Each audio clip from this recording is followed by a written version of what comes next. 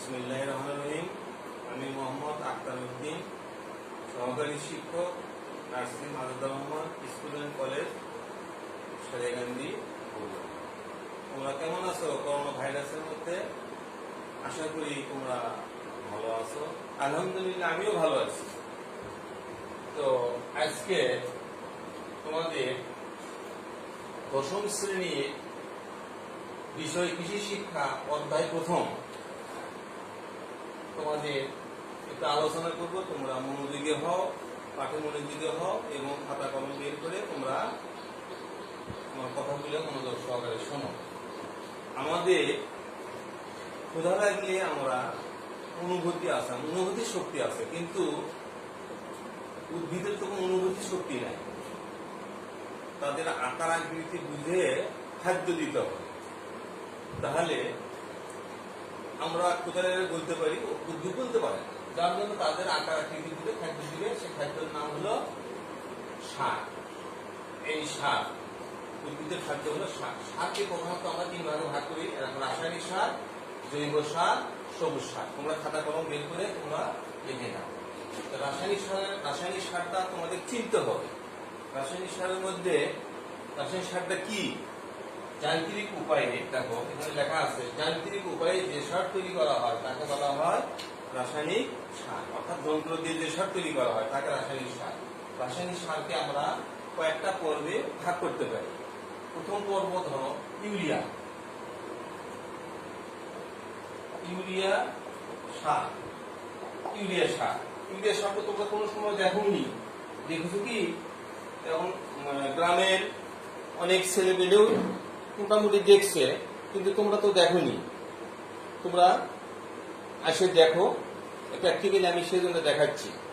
Practically দেখো, দেখার পরে দেখো চিনতে পারতেছ? সাদা দানাদার, ঝাঁঝালো গন্ধ আছে, দেখতে পারতেছ? আচ্ছা ঠিক আছে, তোমরা চিনলে তো এখন সাদা দানাদার। এখন এর সাদা দানাদার দেখতে পাচ্ছ?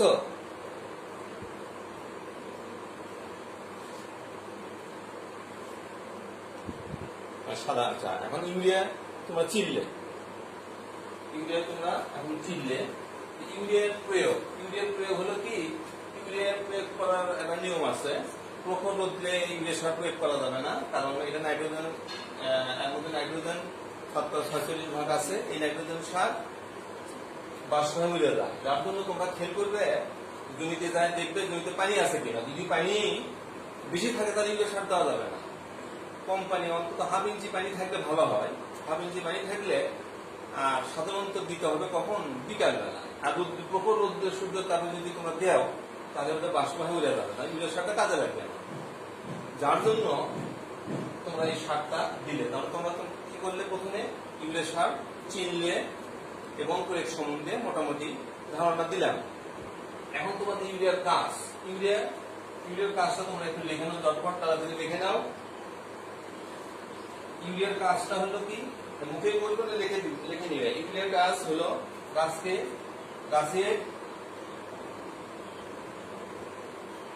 প্রথম কাজ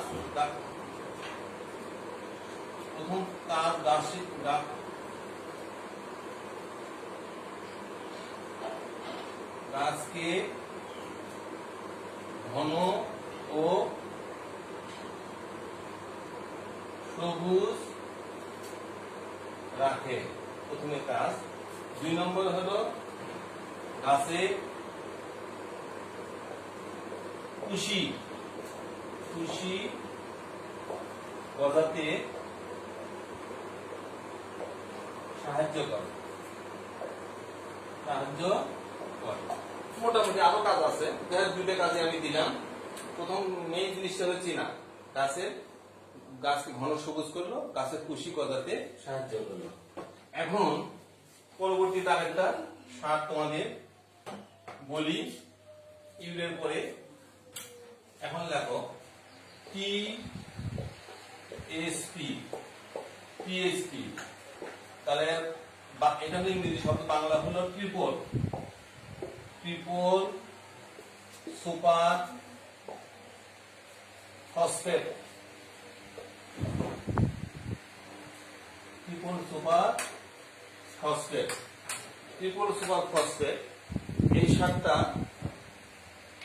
তোমরা প্রয়োগ করবে জমি চাষ করার সময় মাটি নিচে দিতে হবে। এই সার নিয়ম আছে। এখন এর কাজটা কি? এর কাজটা হলো লিখে নাও কাজগুলা। গাছের শক্তি বৃদ্ধি করে,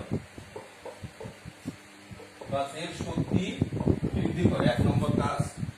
2 নম্বর কাজ হলো কি?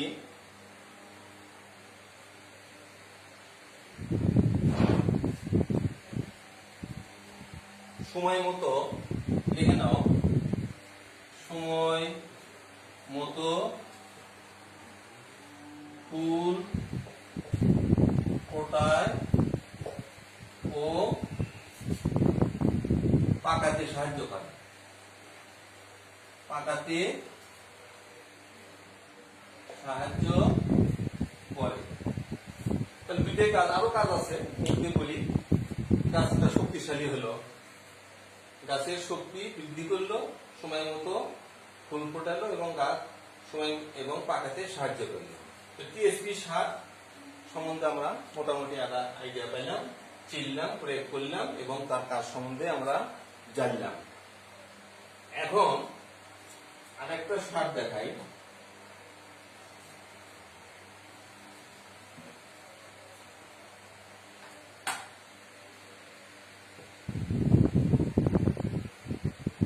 সুন্দর করে খাতায় দেখে নাও। এটা হলো এমপি, এমপি সার। এটা ইংরেজি শব্দ, বাংলা হলো মিউরেট, মিউরেট অফ পটাশ।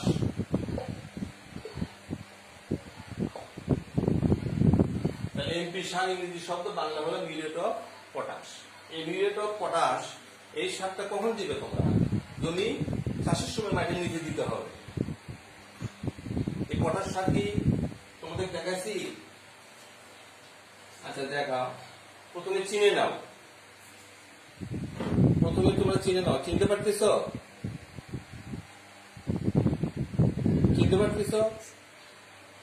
দেখতে হলো ইটের গুড়ের মতো, একটু ইটের গুড়ের মতো একটু লালচে আর কি। দেখতে পাচ্ছ? ইটের গুড়ের মতো একটু লালচে এবং দানাদার। চিনতে পারছো এখন? আচ্ছা ঠিক আছে, এখন আমি এটা রেখে দিলাম। তোমাদের এখন কাজ, মিউরেট অফ পটাশের কাজ সম্বন্ধে জানতে হবে। তাহলে কাজগুলো লিখে নাও। গাছের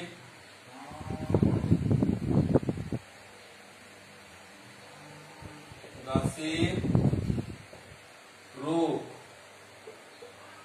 প্রতিরোধ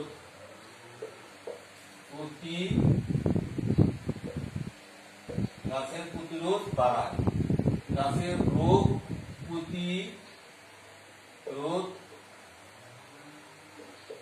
বাড়ায়, গাছের রোগ প্রতিরোধ বাড়ায়।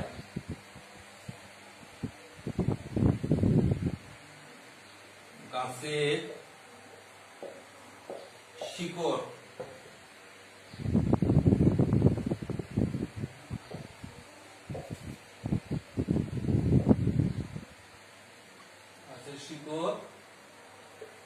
দ্রুত বৃদ্ধি করে।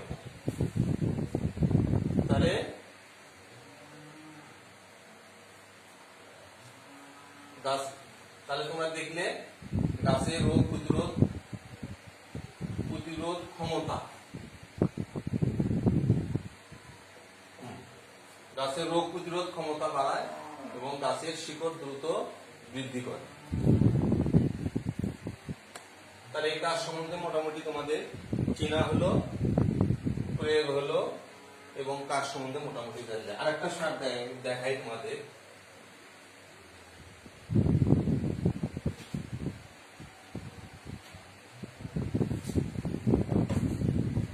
এটা হলো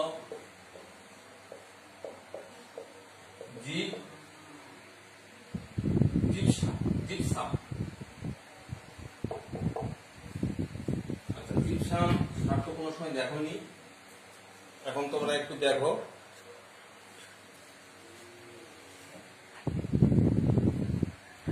দেখো তো, এটা একটু সাদা পাউডারের মতো দেখতে, দানাদার না, দানাদার বিহীন। চিনতে পারতেছ? আচ্ছা, ঠিক আছে, দেখলাম। এখন এই জিপসাম সারটা তোমরা চিনলে, এখন প্রয়োগ সম্বন্ধে তোমাদের একটু বলি। এটা উপরেও প্রয়োগ করা যায়, নিচেও দেওয়া যায়, সমস্যা নাই। তাহলে এখন এক কাজ সম্বন্ধে আমাদের একটা মোটামুটি ধারণা দেওয়া লাগে। আর কাজটা কি? এটা কিন্তু ক্যালসিয়াম জনিত। ক্যালসিয়াম, মানুষের যেরকম একটা ক্যালসিয়াম ঘাটতি হয়, তাহলে এক কাজটা হলো এর মূল গঠন। গাছের 1 নম্বর, গাছের মূল আছে, গাছের মূল গঠন, গাছের মূল গঠন ও বৃদ্ধি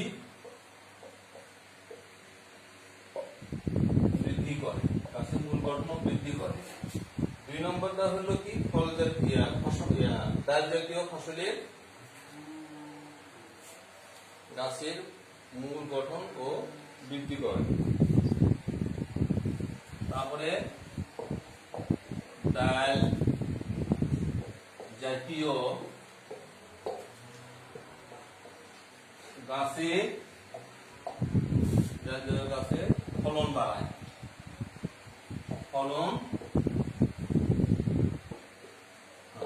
ডাল জাতীয় উদ্ভিদের গাছের ফলন বাড়ায়।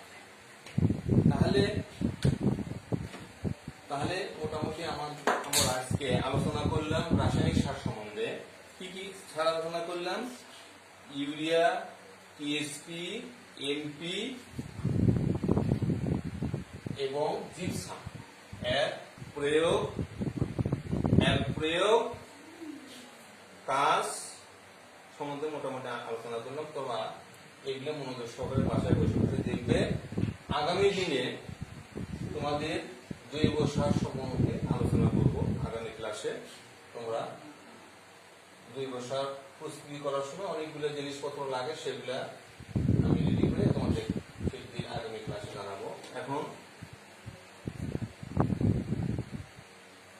এখন তোমাদের আগামী দিনের পাঠ জৈব সার সম্পর্কে আলোচনা করব, সেই সম্বন্ধে কিছু দেখবে। জৈব সারটা হবে কি,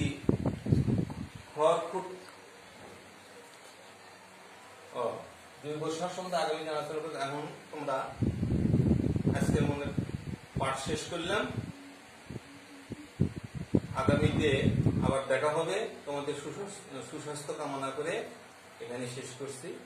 আসসালামু আলাইকুম।